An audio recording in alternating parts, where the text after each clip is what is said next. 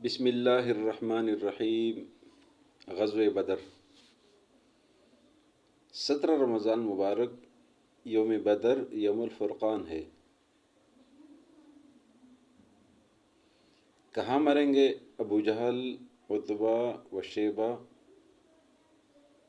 کہ جنگ بدر کا نقشہ حضور جانتے ہیں صلی اللہ تعالی علیہ وآلہ وازواجہ واہل بیتہ واصحابہ وبارک وسلم تسلیما کثیرا۔ غزوہ بدر یوم الفرقان 17 رمضان مبارک۔ وَلَقَدْ نَصَرَكُمُ اللَّهُ بِبَدْرٍ وَأَنْتُمْ أَذِلَّةٌ فَاتَّقُوا اللَّهَ لَعَلَّكُمْ تَشْكُرُونَ۔ سورہ آل عمران آیت نمبر 123۔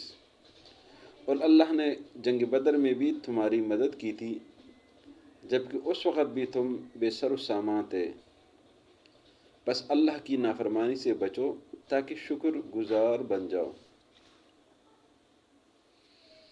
بدر کا پہلا اور بنیادی سبق یہ ہے کہ جب حق و باطل کا معرکہ،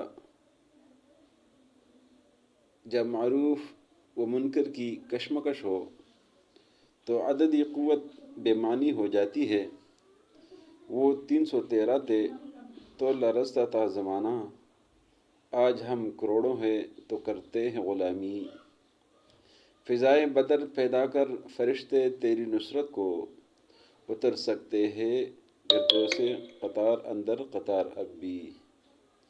ایک عظیم فتح کا دن، وہ غزوہ بدر جس کو قرآن کریم میں یوم الفرقان کہا گیا، سن 2 ہجری کو غزوہ بدر کی شکل میں دنیا کی تاریخ کا ایک معجزہ رونما ہوا، جس میں بے سر و سامانی کے عالم میں 313 مسلمانوں کے لشکر نے قریش مکہ کے اپنے سے 3 گنا بڑے لشکر کو پچاڑ دیا۔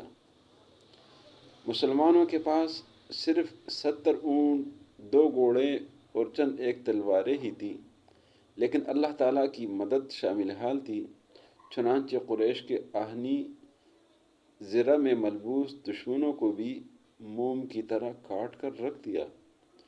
قریش کے مختلف گروہوں کے 70 کے قریب سربراہ اس معرکے میں قتل ہوئے اور باقی بڑی مشکل سے جان بچا کر بھاگے۔ لشکر کا سپہ سالار ابو جہل اسی غزوہ میں مارا گیا۔